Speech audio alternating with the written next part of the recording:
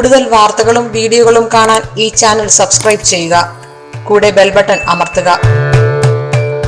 നമസ്കാരം. ഏഷ്യാനെറ്റ് ടിവിയുടെ എപ്പിസോഡിലേക്ക് എല്ലാ മനഃപ്രേക്ഷകർക്കും സ്നേഹം നിറഞ്ഞ ഹൃദയം നിറഞ്ഞ സ്വാഗതം. ഇന്ന് നമ്മൾ ചർച്ച ചെയ്യാൻ പോകുന്ന വിഷയം മക്കളുടെ ഉയർച്ചയ്ക്ക് അല്ലെ മക്കൾ നന്നാവാൻ, മക്കൾക്ക് അഭിവൃദ്ധി ഉണ്ടാവാൻ മാതാപിതാക്കൾ ചെയ്യുന്ന ചെറിയ ഒന്ന് രണ്ട് വഴിപാടുകളെക്കുറിച്ച്, ചെറിയ ഒന്ന് രണ്ട് ദിനചര്യകൾ ചെയ്യാൻ പറ്റുന്ന ചെറിയ കാര്യങ്ങളെക്കുറിച്ചാണ്. സന്താനങ്ങൾ അല്ലേ, ഇപ്പം ഒരു സ്ത്രീയും പുരുഷനും വിവാഹം കഴിഞ്ഞു, രണ്ടുപേരും ആയിട്ട് ജീവിച്ചിരുന്നതിനും കാര്യമുണ്ടോ? സന്താന ഭാഗ്യം എന്ന് പറയുന്നത് വലിയൊരു ഭാഗ്യമാണ്. നല്ല സന്താനം, സൽസന്താന ഭാഗ്യം, നല്ല സന്താനം ഉണ്ടായി.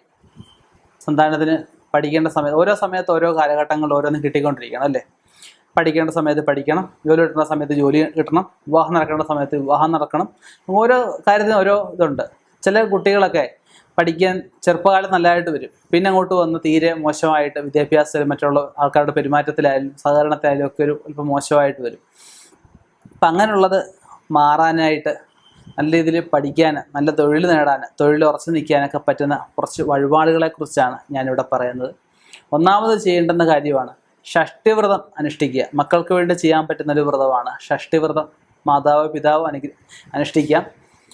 മാസത്തിലെ 2 ഷഷ്ടിയുണ്ട്, ഏത് വേണമെങ്കിലും അനുഷ്ഠിക്കാം. കറുത്ത വർഷത്തിൽ ഷഷ്ടിക്കോ അല്ലെങ്കിൽ വെളുത്ത വർഷത്തിൽ ഏത് വേണമെങ്കിലും അനുഷ്ഠിക്കാവുന്നതാണ്. രണ്ടാമത് ചെയ്യേണ്ടുന്ന കാര്യം, വീട്ടിലെ എല്ലാ ദിവസവും ചെറിയ ഒരു സ്റ്റീൽ കുടം അല്ലെങ്കിൽ ചെറിയൊരു ഓടിൻ്റെയോ ചെമ്പിൻ്റെയോ ഏതെങ്കിലും ചെറിയ വലിപ്പമുള്ള കുടം നിറച്ച്, നിറകുടം എന്ന് പറയുന്നത് നിറകുടത്തമ്പല പഴയ കാലത്ത് പറയും. അപ്പോൾ ആ നിറകുടം നിറച്ചിട്ട് വെള്ളം എടുത്ത് വെക്കുക. വെള്ളം എടുത്ത് വെച്ച് 2 മണി അരി ഇടുക.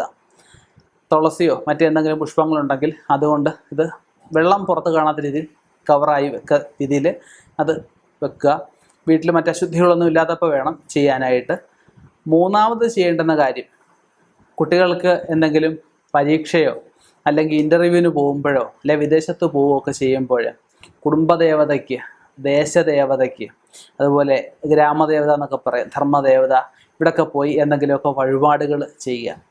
നാലാമത് ചെയ്യേണ്ടുന്ന കാര്യം എന്ന് പറഞ്ഞു കഴിഞ്ഞാൽ, വീട്ടിലെ തുളസിത്തറ ഉണ്ടാവുമല്ലോ, തുളസിത്തറയല്ലേ കുട്ടികൾ ഈ പറഞ്ഞ പരീക്ഷയ്ക്കും മറ്റുള്ളതിനൊക്കെ പോകുമ്പോൾ സാധാരണഗതി വൈകുന്നേരം മാത്രമായിരിക്കും വിളക്ക് കത്തിക്കുന്നത്.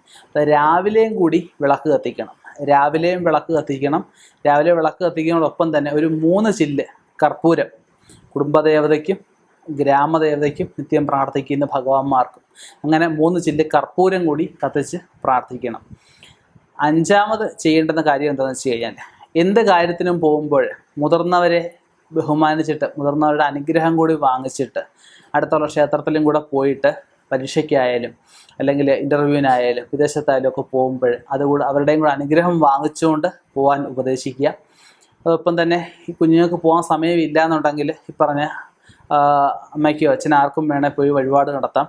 ഇപ്പോൾ അമ്മയും അച്ഛനും മാത്രം പോയി കുഞ്ഞുങ്ങളെ പോകാതിരിക്കുക എന്നൊരു രീതിയല്ല. കാരണം അമ്മയ്ക്കും അച്ഛനും വിശക്കുമ്പം അമ്മയും അച്ഛനും ആഹാരം കഴിക്കണം, കുഞ്ഞിന് വിശക്കുമ്പം കുഞ്ഞ് ആഹാരം കഴിച്ചെങ്കിലേ പറ്റുള്ളൂ. അപ്പോൾ അവനവന് വേണ്ടുന്ന കാര്യങ്ങൾ അവനവനൂടെ ചെയ്യുക.